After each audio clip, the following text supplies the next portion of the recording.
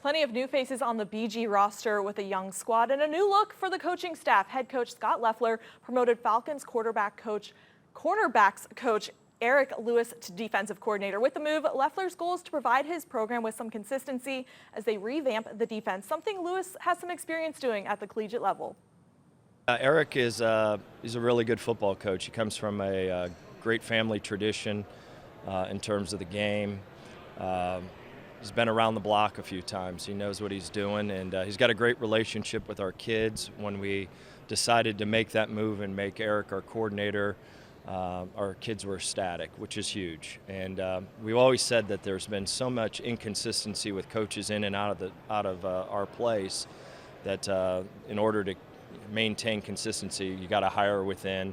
And the people that we don't hire within, they're part of our tree, inside and out. I mean, they're us in every aspect. So it's been good.